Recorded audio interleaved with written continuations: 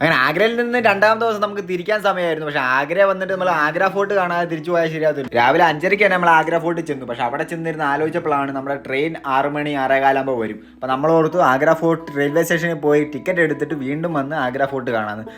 നമ്മളപ്പോൾ ആഗ്ര ഫോർട്ടിൻ്റെ ഫ്രണ്ട് എൻട്രൻസിൽ തന്നെ ആയിരുന്നു നിന്നുകൊണ്ടിരുന്നത്. ഉടനെ തന്നെ നമ്മൾ ആഗ്ര ഫോർട്ട് റെയിൽവേ സ്റ്റേഷനിലേക്ക് പോകാൻ വേണ്ടി ഒരു ഓട്ടോ പിടിച്ചു. നേരെ തിരിച്ച് അവിടെ പോയി ടിക്കറ്റ് എടുത്തു. തിരിച്ച് നേരെ വീണ്ടും നമ്മൾ ആഗ്ര ഫോർട്ടിൽ വന്നു.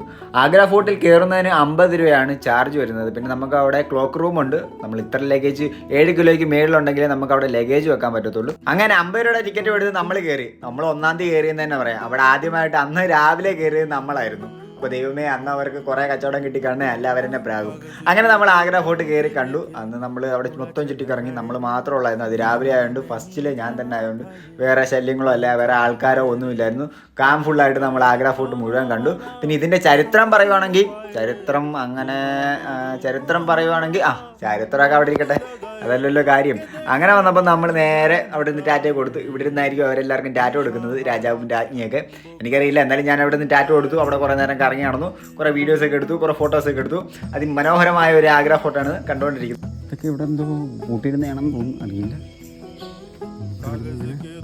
ഇതിൻ്റെ വഴി എവിടെയാണെന്നാണ് ഞാൻ ഒറ്റയ്ക്ക് തോന്നിയത്. അതുകാരണം നമുക്ക് വഴി അങ്ങോട്ടാണെന്ന് ഒരു പിടിയില്ല. നമ്മൾ കാണുന്ന വഴി എങ്ങനെ പോയത്, താഴെ ഇറങ്ങുമെന്നറിയില്ല.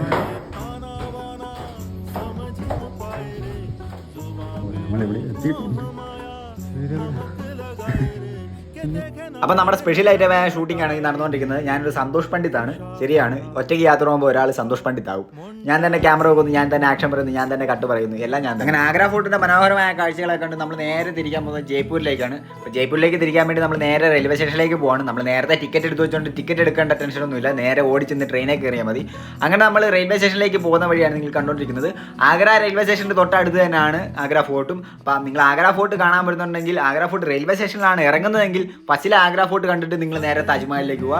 നിങ്ങൾ ആഗ്ര കണ്ടോൺമെന്റിലാണ് ഇറങ്ങുന്നതെങ്കിൽ നിങ്ങൾ നേരെ താജ്മഹൽ കണ്ടിട്ട് ആഗ്ര ഫോർട്ട് കാണാൻ വരിക. അപ്പോൾ നമ്മൾ കുറേ നേരം അവിടെ വായും പൊളിച്ചിരുന്നു. നമ്മൾ ഇന്ത്യൻ റെയിൽവേ നേരത്തെ വരുമെന്ന് പ്രതീക്ഷിച്ച് ടിക്കറ്റ് ഒക്കെ എടുത്ത് വെച്ചിരുന്നു. പക്ഷേ വീണ്ടും ഇന്ത്യൻ റെയിൽവേ നമ്മളെ പറ്റിച്ചിരിക്കുന്നു. ട്രെയിൻ വൈകിയിരിക്കുന്നു. 10-15 മിനിറ്റ് ട്രെയിൻ വൈകിയാണ് വന്നത്.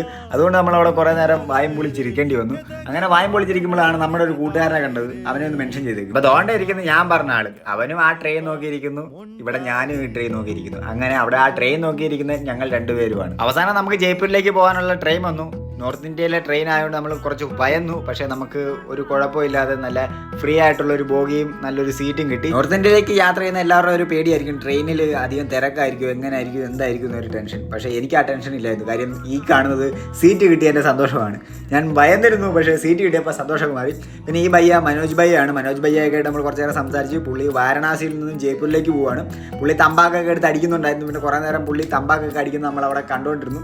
പുള്ളിയായിട്ട് കുറേ സംസാരിച്ചു. പുള്ളിയുടെ കൂട്ടുകാരനെ കാണാൻ പോവാണ്. പുള്ളിയോട് വിശേഷങ്ങളൊക്കെ തിരക്കിയിരിക്കുമ്പോഴാണ് നമ്മുടെ അപ്പുറം കൂടെ ഒരു ട്രെയിൻ പോകുന്നുണ്ട്. ഇതെന്ത് സംഭവം എനിക്ക് മനസ്സിലായില്ല. പിന്നാണ് എനിക്ക് സംഭവം കത്തിയത്. ഇതാണ് കേരളത്തിൽ നിന്നും രാജസ്ഥാനിലേക്ക് മണൽ കയറ്റി അയക്കുന്ന ട്രെയിൻ. നിങ്ങൾക്ക് അറിയത്തില്ലെങ്കിൽ പുതിയൊരു അറിവായിരിക്കും, സേവ് ചെയ്ത് വെച്ചു. അങ്ങനെ നമ്മൾ ഇരിക്കാൻ നേരത്താണ് ഒരു കൈകൊട്ട് കിട്ടത്. കൈകൊട്ട് കിട്ടി ഞാൻ പേടിച്ചു, പക്ഷെ പേടിക്കണ്ടായിരുന്നു. ഇത് കാർത്തിക് സൂര്യ പോലെ ഇരിക്കുന്ന ഈ ചേട്ടൻ തമ്പാക്ക് കൊട്ടിയതായിരുന്നു. അപ്പോൾ കാർത്തിക് സൂര്യയുടെ കൂടെയൊക്കെ ഞാൻ നേരെ പിങ്ക് സിറ്റി എന്നറിയപ്പെടുന്ന ജയ്പൂർ എത്തി. ഇതാണ് ജയ്പൂർ റെയിൽവേ സ്റ്റേഷൻ. അപ്പോൾ ബാക്കി ജയ്പൂരിൻ്റെ വിശേഷങ്ങൾ നമ്മുടെ അടുത്ത വീഡിയോയിൽ വരുന്നതായിരിക്കും.